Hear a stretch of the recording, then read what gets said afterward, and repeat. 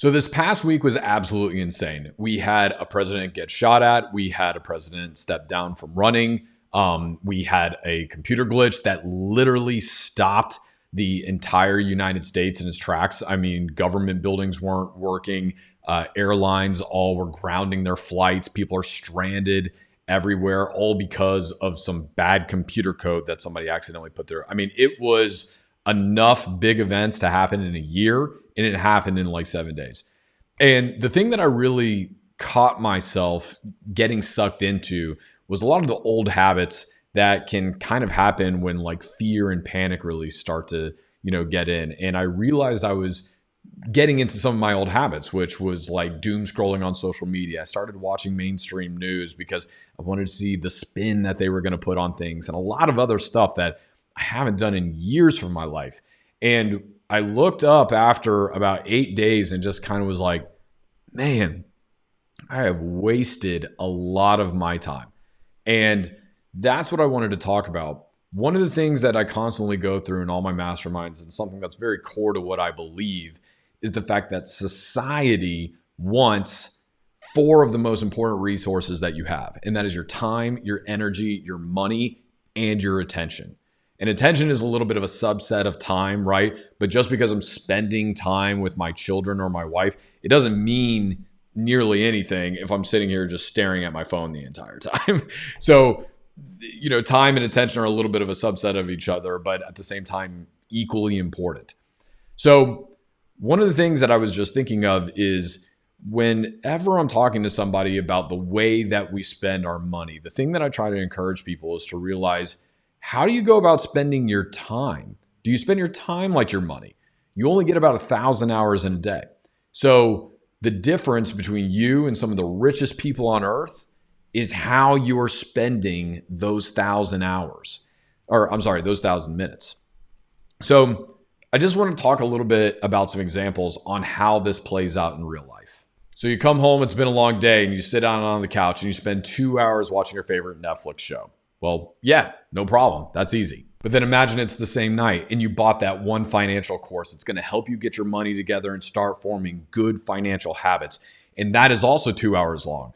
But we just don't have the time or the energy for that. So you're looking at your screen analytics and you realize, hey, I spent an hour on social media talking to people about politics. Heck yeah, there's time for that. Oh, if you've got an hour for that, what about 20 minutes to go walk a mile or do a little bit of exercise? Nah, I don't have time for that. Oh, you came home, you had a rough day, and now what? You just want to spend an hour doom scrolling social media. Well, yeah, that's easy. Well, you came home, you had a really rough day. You want to spend an hour reading a book. Maybe tomorrow. So you're trying to figure out what to do for dinner. Well, $30 for unhealthy fast food? Oh yeah, we got money for that. Or we could go spend that $30 at the grocery store making healthy food at home. But when we want to do that, food's really expensive, So maybe you're hanging out with your friends and you guys spend an hour talking about the big game, right? Yeah, that's super easy. But what about hanging out with your friends and spending an hour talking about the goals that you guys have? Nah. Do you see the contrast here? The life that we have is made up of the tiny decisions that we make every single day. That's the point that I really want to drive home here. Your life and the success that you either do or don't attain in your life all comes down to the tiny decisions that you make every single day. So when it comes down to things that are really important to you in life and things that are meaningful and give you purpose and joy and all that, either go after it or admit that you're just comfortable and you're not willing to put in the work or make sacrifices for it. You can't have both. And the reality is our society wants you to have a victim mentality about this. It wants you to sit back and blame the world and blame the government and blame the people around you and blame your family members and blame everybody except yourself. That's what they want you to do. And why do they want that? Because when you've given up, when you are comfortable, you are easier to manipulate, and it's easier for society to take your resources, your time, energy, money, and attention, which is what society needs to thrive, and then they will use it for their purposes.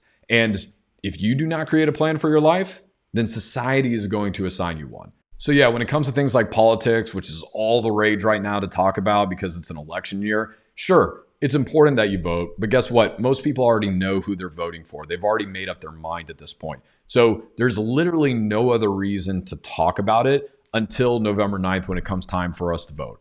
So in the meantime, all I know is this: regardless of who becomes our president or our next senator or a governor or whatever, you know who's going to pay my bills? You know who's going to drive my kids to school? You know who's going to date my wife and make my marriage stronger? You know who's going to grow my business? That's me. It's not anybody else. Superman's not swooping down anytime soon to pay my taxes. I've got to do that.